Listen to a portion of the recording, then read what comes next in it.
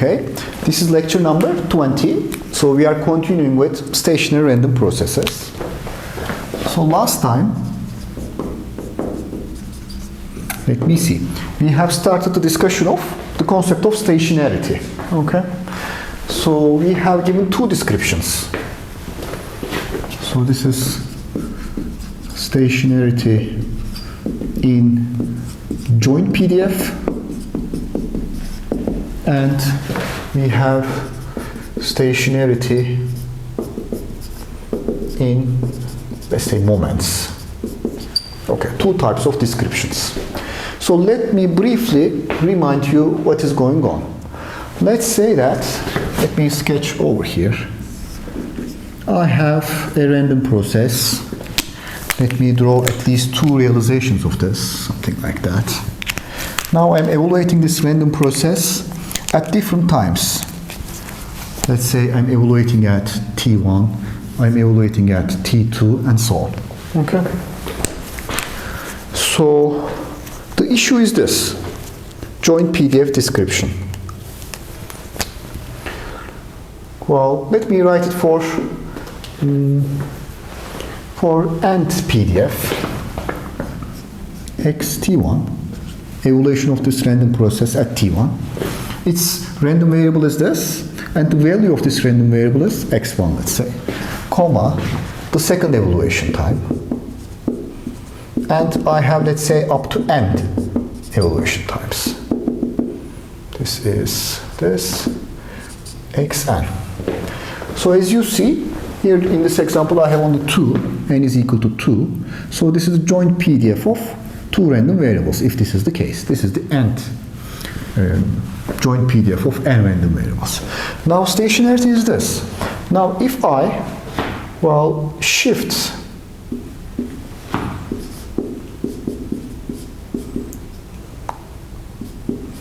this sampling time, let's say by delta seconds, okay?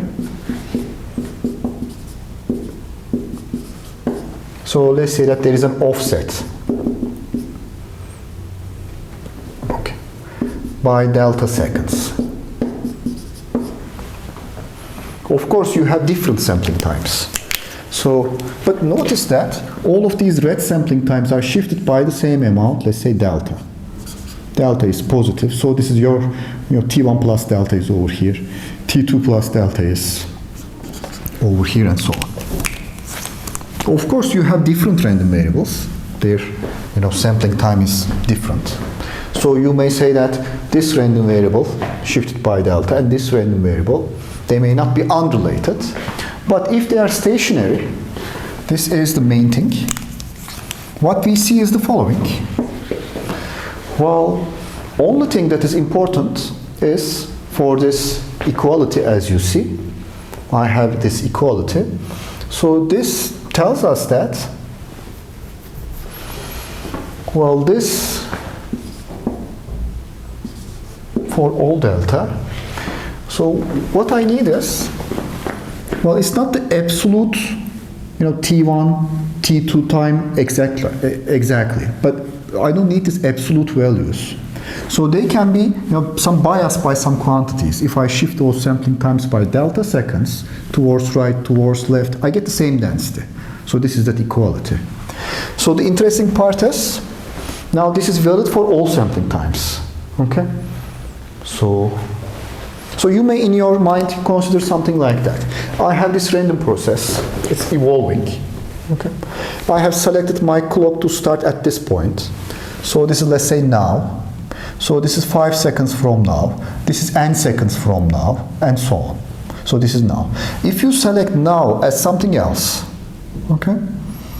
So what we see is, well, T2, this argument minus this argument, deltas cancel. So this is again now plus 5th second. This is now plus, let's say, nth second. This one was the nth second. So you can select the first one as now, and whatever the now variable is, it does not depend on that. For any delta, you get the same distribution. Okay? So this is now plus T2 plus T1, T2 minus T1, and so on. Okay? That is the equality. So in a random process, you may consider something like this. exact sampling time is not important. If you are looking for the joint distribution of these two samples, green sample and the blue sample, so where these samples are collected in the t-axis is not important. Only thing that matters is T2 minus T1, okay? Because this is valid for all delta, as you see. So I can shift these towards right, towards left, as you see, and I can evaluate this sampling. So this is the main idea, okay? So you can put this, let's say, original sampling time at any position, and then you will get the same density, independent of this, let's say, original first sampling time. Okay, stationarity in the moments.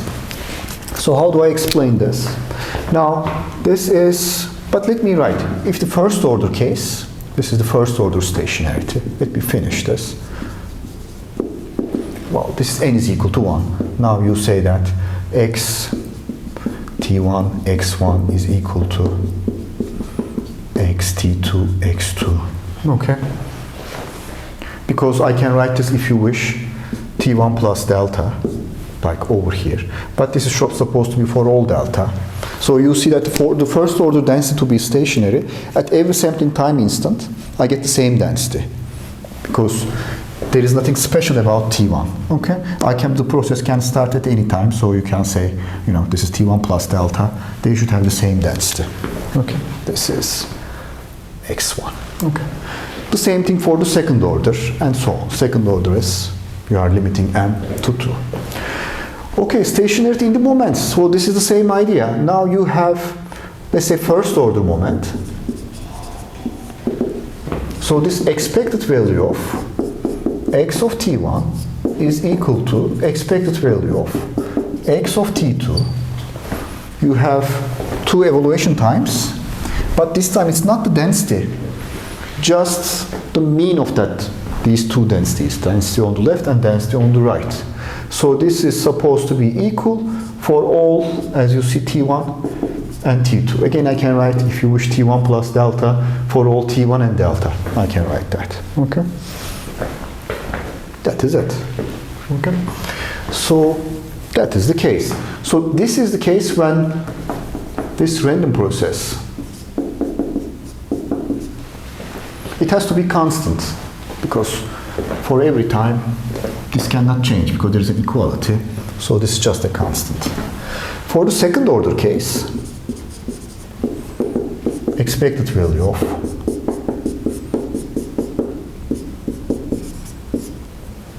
let me put this conjugate over here. So let me put minus over here, minus, let's say, tau. Okay. So this is supposed to be equal to, at another sampling time, for all T1 and T2. Again, these sampling times, T1, T2, their absolute value is not important, but their difference is fixed, because their difference is T2 minus T1. This is also T2 minus T1. Okay? So this difference is this T1. Let me call this, if you wish, Tx, not to get confused, Ty, some other quantities. So their difference is the same. Argument difference is the same, as you see. Okay? So I have this. I have this equality also for tau. So what I see is this. Now this is a function of tau only. Okay? For all T1 and T2, let me erase this. This is a function of tau. Okay, this is called stationarity in the moments. So let me write something new. If we have stationarity in first order and second order moments, then the process is called white sand stationary.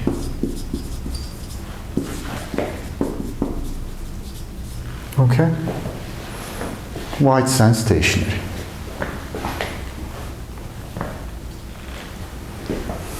So this is written as WSS. Okay.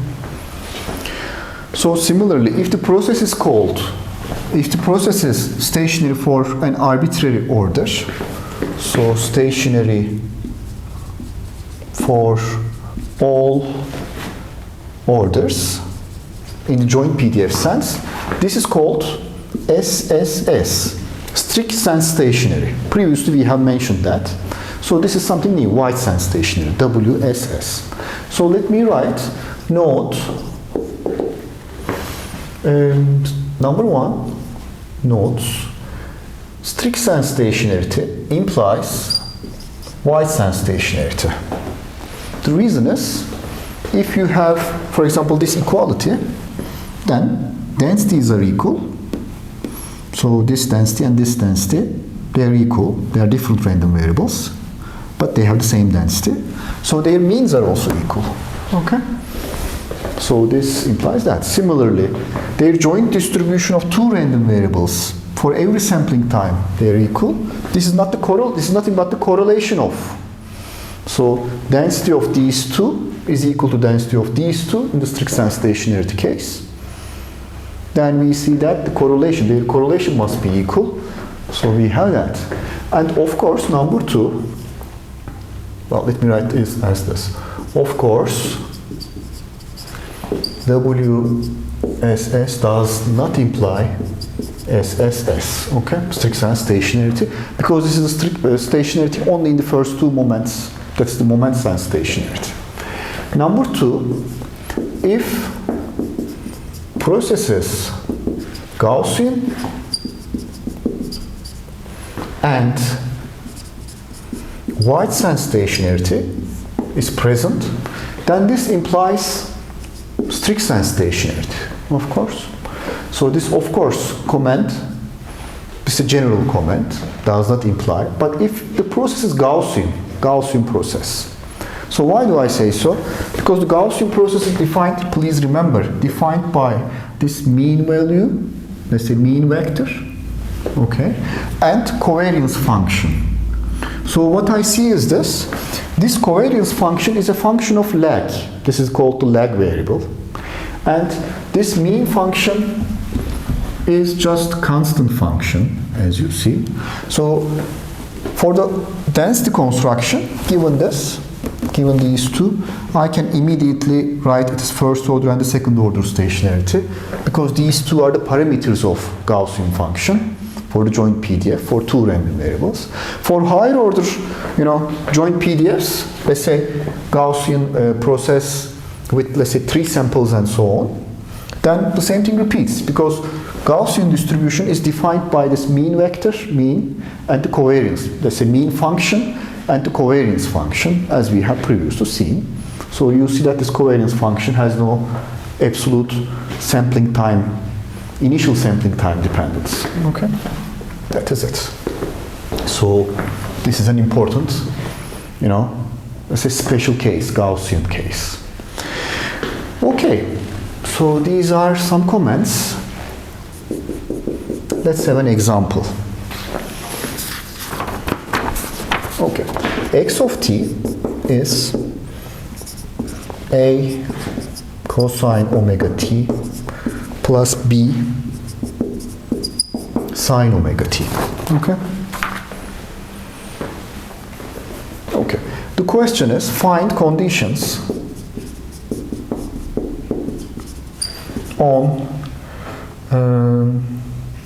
A and B random variables such that x of t is wide sense stationary.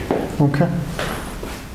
So how can I solve this one? Solution. Now, wide sense stationary. Wide sense stationary means it should have a constant mean. Okay. So number one, stationarity in the mean.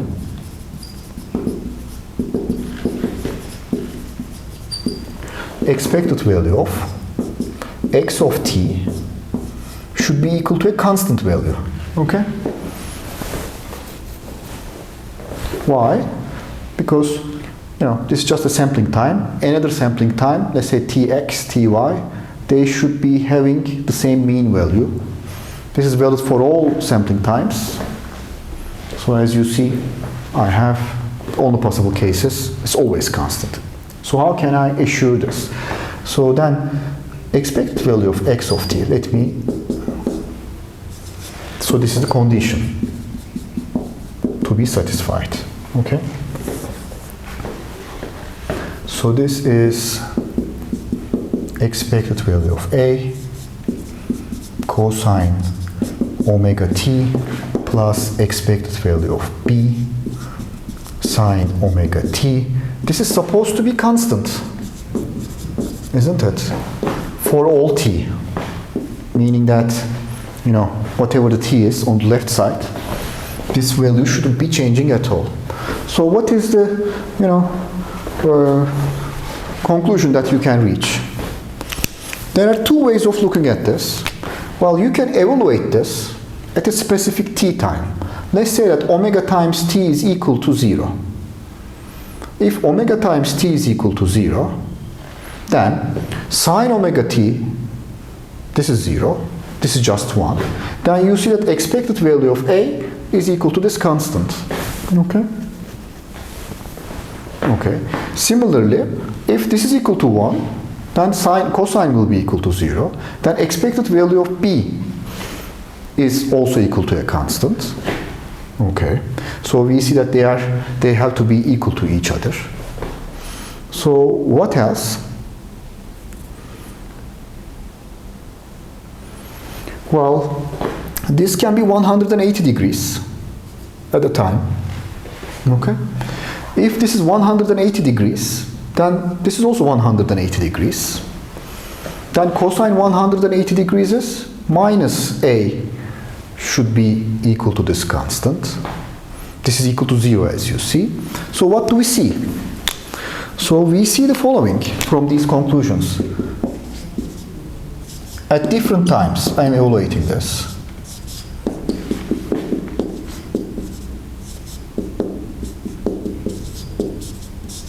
So this should be equal to a constant. Wow. Do you see what I mean? I'm evaluating this x of t at different times. At time 0, at time omega t is equal to, let's say, pi, 180 degrees, and so on. So what's the conclusion that we can reach? So from here to here, then expected value of a should be equal to 0, because this minus goes out of this expectation. 2 times expected value of a should be equal to 0. Okay? So what do I see from this discussion? By just, checking the process mean at different sampling times,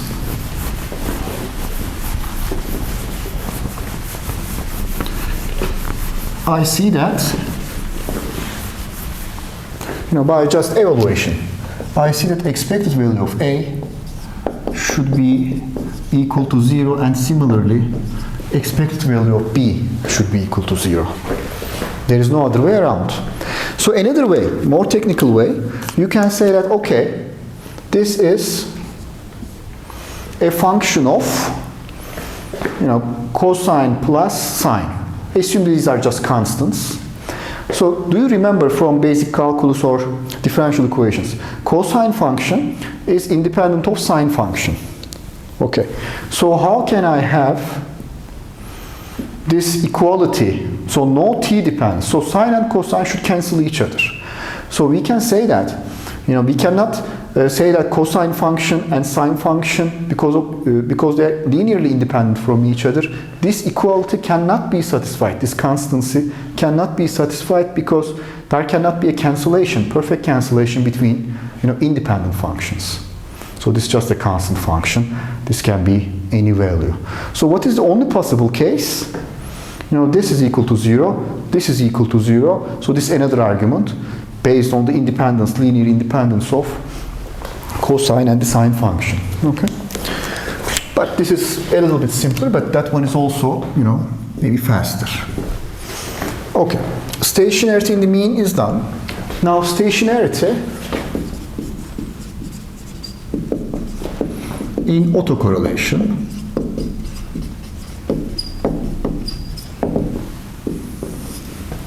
So let me write Rx.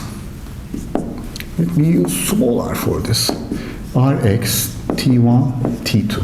Okay. So what should I do? So this is expected value of xt1, xt2. Or let me write,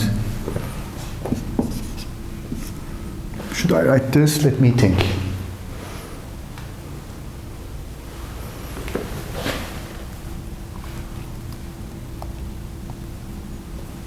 Let me write T2 first. Let me check my notes also.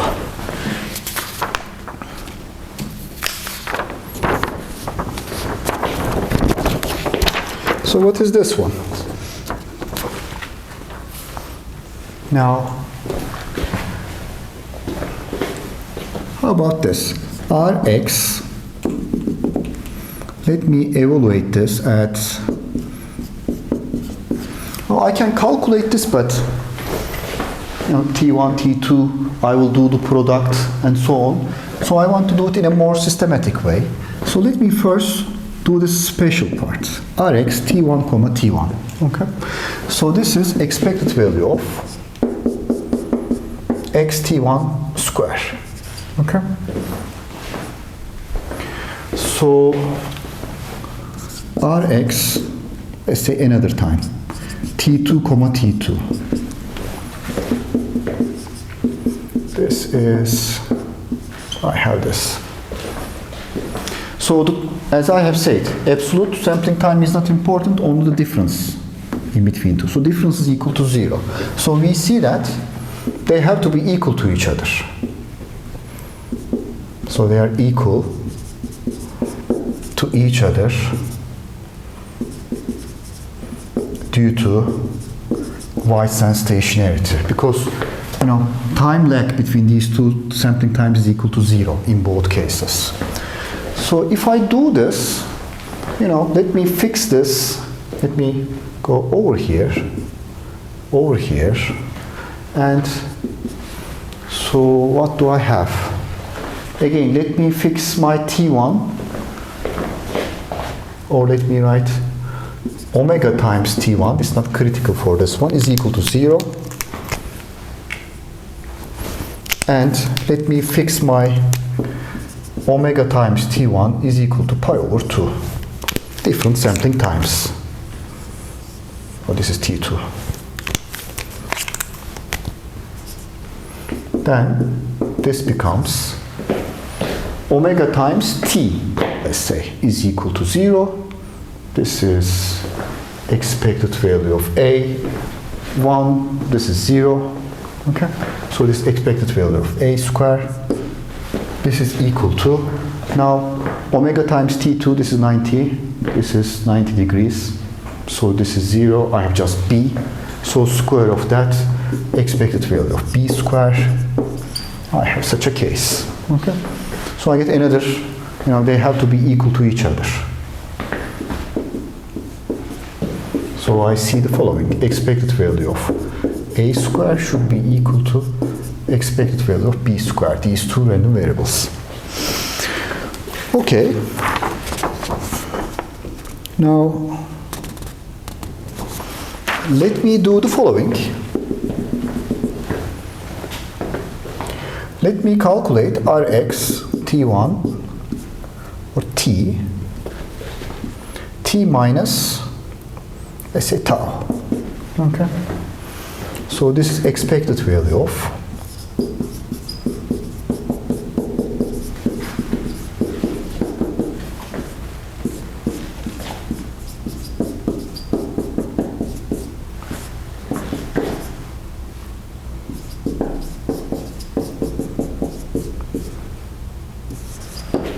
okay.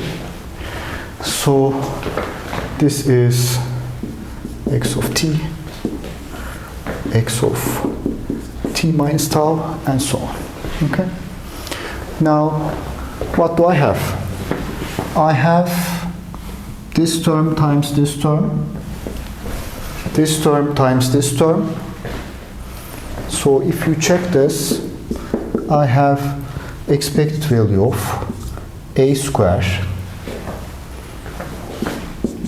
cosine omega t cosine omega t minus tau plus, well, okay, expected value of b square sine omega t sine omega t minus tau. Okay, now the cross term. I have 2 this times that. Okay, there is also not 2 but okay, there is this AB issue, expected value of. So let me do the sine times this times cross terms.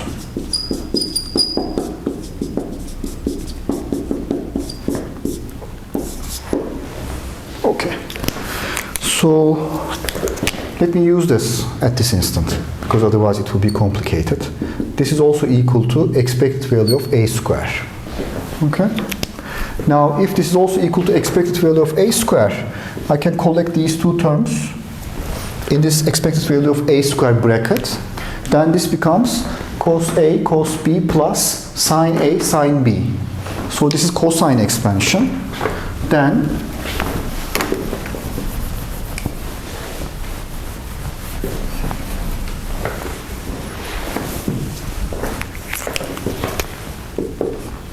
I get expected value of a square.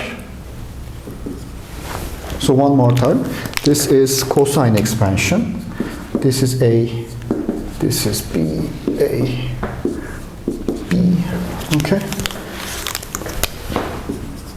Cosine omega tau, okay?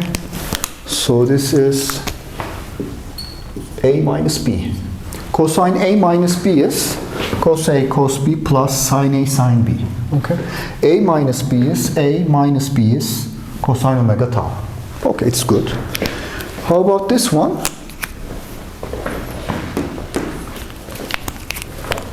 Well, this is something also similar. So this was A, I guess. Sorry, blue. This is also B, A, B. Okay. So this is sine expansion this time. So what do I have? Plus expected value of AB. This is sine. This is A plus B.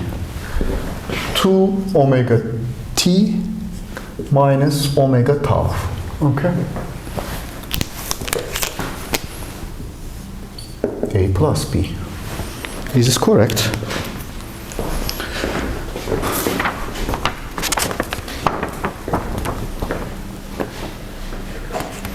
A square omega t minus tau. Okay. So what do you think about this? Now the issue is the following. This function rxt t minus tau should not depend on this, first sampling time t. Okay. Well, it should be independent of that. So I don't like this t. I want this t to disappear. Well, how can it be disappear? Can there be a cancellation with this one? Well, there is no t over here. This is just a constant. So this can never disappear unless this is equal to 0. Okay. So then expected value of AB should be equal to 0 for, let's say, Rx t minus tau to be a function of tau. Function of tau, but not t. Okay? Is this clear? So I have two sampling times, first and the second, but only their difference matters. Okay? So for the white sense stationarity, or stationarity in the autocorrelation sense. So I don't want to see this t. This coefficient should be equal to 0. So what are our conclusions? So we are done. That is the end. So first one is these two. So result, expected value of A should be equal to expected value of B, and they should be equal to 0. Expected value of A square should be equal to expected value of B square, okay, and expected value of AB should be equal to 0. So how can I write this in a, let me use this, in a readable sentence? So A and B are zero mean random variables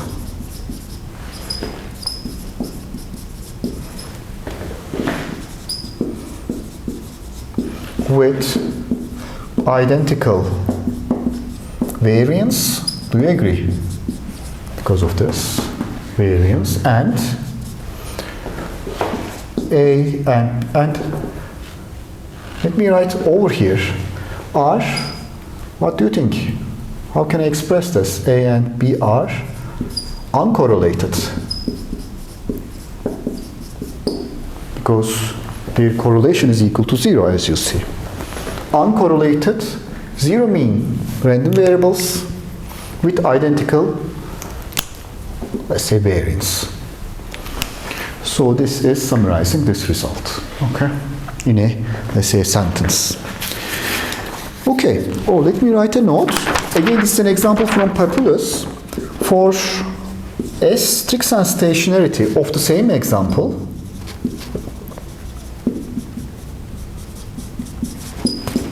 please check page, what was that, 301 of Papulus. Papulus's textbook, okay?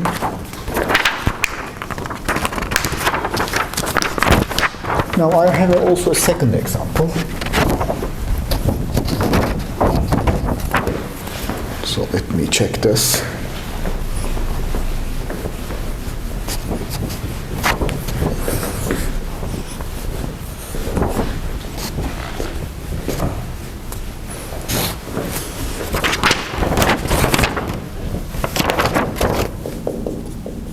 Let me see. So xn is a discrete random process. Is this clear? Now, it's defined in a different way. At even indices,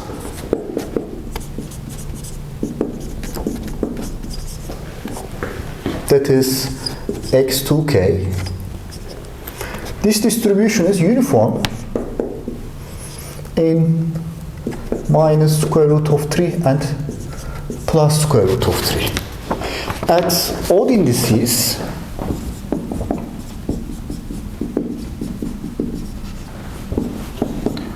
x of, let's say, 2k plus 1, this is distributed according to normal distribution with zero mean and unit variance. All samples are independent.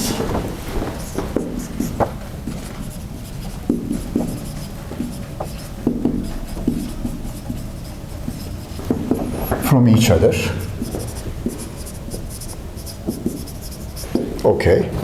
Now the question is x of n y sense stationary or strict sense stationary or not? Question. Find x of n is or, let me know, strict sense stationary slash y sense stationary or not. Okay. So how can I, understand this? Actually, let me start with y sense stationarity. So what do I have for y sense stationarity? Well, expected value of x of n. So this expected value of x of n should be constant. It should not depend on the sampling time instant. So how can it be constant? Well, this is equal to n even, n odd. I have two cases. So if n is even, this is, zero mean, uniform distribution defined like that. When n is odd, this is also zero mean. Okay, so number 1, this is equal to 0. Okay, so this is called, one more time, stationary in mean function, or let's say mean, stationarity in the mean. Okay, number 2, expected value of x of n minus k. So this is our typical notation. In time domain we use t and tau. In sampled domain we use n's, integer, and k. K is another integer, as you see. So this should be depending on only what? It should be depending only on k, okay? Because it should be depending on the lag, time difference between two sampling instance, okay? So this should be only depending on k. So can it be something like that? Okay, let's give it a try. Now this is expected, or okay, this is equal to, when k is equal to 0, I have something, when k is not equal to 0. When k is equal to 0, this is expected value of n square. Okay, because k is equal to 0, I have square. When k is not equal to 0, there is non-zero time difference between these two sampling instances. So what I see is the following. All samples are independent from each other.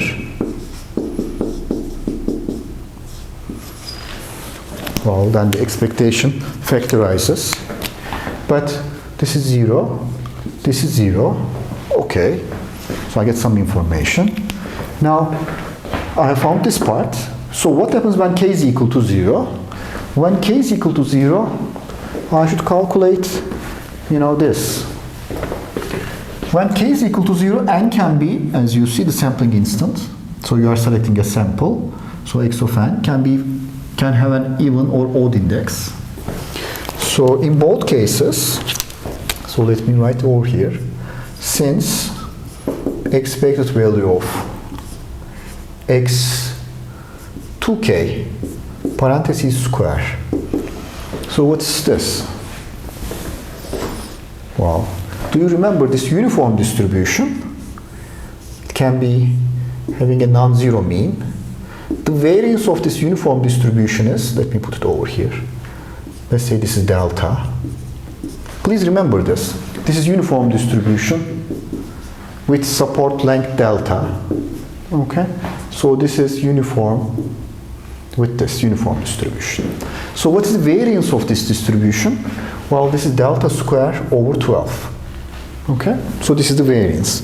Well, since this is zero mean, okay, uniform distribution, so variance is equal to expected value of x square in this case. So again, I have delta square over 12. So what is delta? Support of this.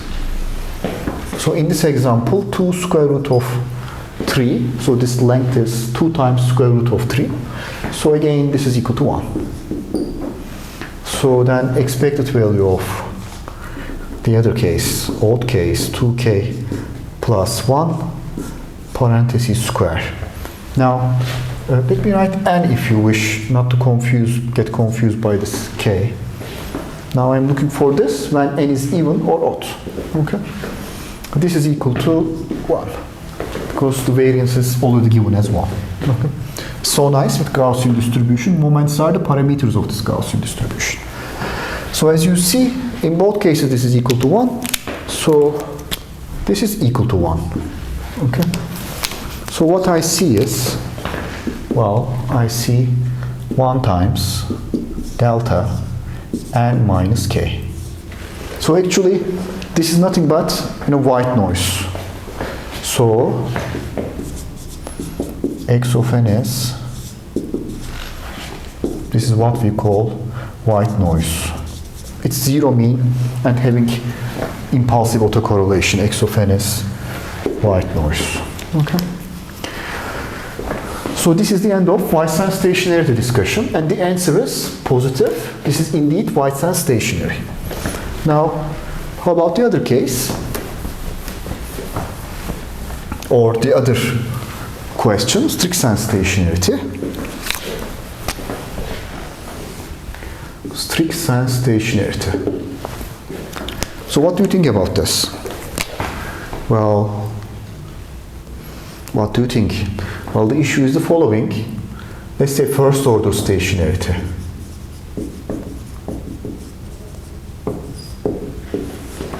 So you see x of at even index, let's say x, and x of at an odd index, let's say this is also x. So these two densities, they are not equal to each other. Not equal. So if you have two sampling time instance, one of them is odd, one of them is even, so the densities are this. And you see that they are not the same. For first order stationarity, these densities should be the same, okay, for all sampling time instances. So if you select one even, one odd sampling time, you immediately get different densities. So this is not even first order stationary. Not even first order stationary. So I don't have to check second order stationarity and so on. So this is not obviously strict-sense stationary. So this is clear that this does not have any stationarity features in the PDF sense, but it's White-Sands stationary. Now we see that this White-Sands stationarity indeed it is, as the name implies, in a wide sense, in a general, it's not very wide sense, it is stationary. This is what we, interpret. What else? Let me write one more definition, because you see this White-Sands stationarity is easy to check, and we will be making use of this all the time. Jointly White-Sands stationary random processes. This is more like a definition. If, number one, x of, is it in discrete time, let's say, x of n, small x, and y of n are what? White-Sands stationary processes. Okay? So I know what this means. This is stationary in the mean and stationary autocorrelation, and so is this one. Number two, let's say Rxy, let's say n minus k, expected value of x of n, y n minus k. Let me put conjugate on the second one with the second argument. Okay. So this is a function of only the lag function of t1 minus t2, sampling time 1 minus sampling time 2 is k. If this is function of k for all sampling times, so the first one is individual processes are White-Sands stationary, and I have also this one. This means their cross correlation.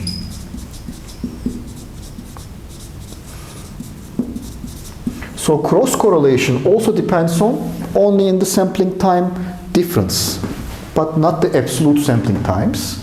Then x of n and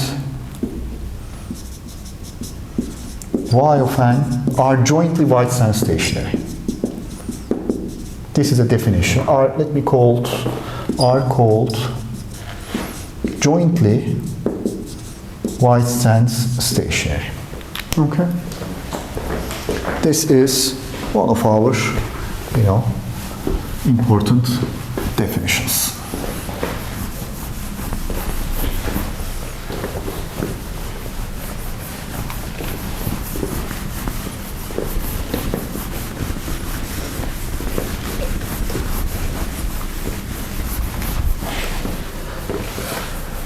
Let me see.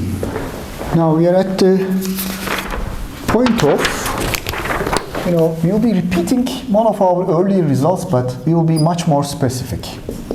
Linear time invariant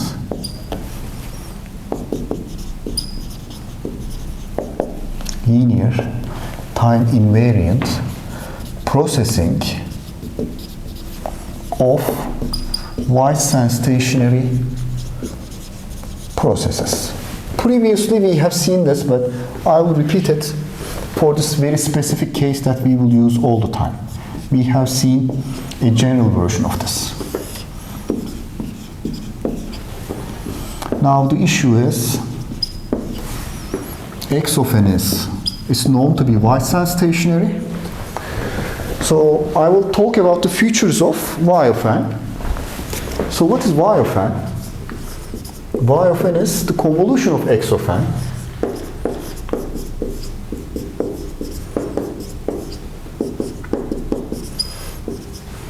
convolution of x of n with h of n. Okay, this is called the impulse response. So we are in discrete time. So now the question is, if I have a mapping between x and y in this form, okay, then if I know that x of n is Gaussian stationary, I think it's clear what we mean by this. This is a random process. So output will also be a random process. Process variable is n. Okay, so what are the properties of the output process? Okay, so this is the topic, linear time invariant processing of Gaussian stationary processes. Now, okay, the question will be, number one, is, this is our, let's say, query, y of n, okay, I would like to discuss this point, Gaussian stationary. Okay, to check that, number one, stationarity in the mean. So let me calculate this expected value of y of n, and I want this thing to be constant. Okay, if this is constant, then I can say that this is stationary in the mean. So let me check this expected value of y of n. So this is equal to expected value, let me write it a little faster, h of k, expected value of xn minus k. Am I right? Due to the linearity. So what is this value? Let me write this constant as mean of this x process. Since it is Gaussian stationary, whatever n is, whatever k is, it doesn't matter, the sampling time, it's always constant. So I can pull this out of this summation. So this becomes mu x times k minus infinity to infinity h of k. Okay? But sometimes we write this as mu x times capital H of 0. So what is capital H of 0? So let me write it over here. H of e to the j omega, okay? Or not 0, I guess, but okay, let me correct this. Then this is h of n, e to the minus j omega n minus infinity to infinity. So this is the discrete time Fourier transform, okay? So let me write h of j omega for omega is equal to 0, okay? You can say h of 1, okay? But I want to be clear what is going on, okay? Or you can write sometimes things like this, z transform. Okay? So when z is equal to 1, you have summation of all of these samples. When omega is equal to 0, I have this. And of course, we can discuss the relation between z transform and discrete time Fourier transform, etc. So this becomes something like that. Okay? This is the final result. So is this constant? Oh, constant. So what is the conclusion? So y of n is stationary in the mean. Okay? That's our first conclusion. And in the next hour, we will discuss stationarity in the autocorrelation. Okay, we will do the same thing for the autocorrelation. Okay, we will continue after a, let's say, 10 minutes of break. Okay. So let me find this.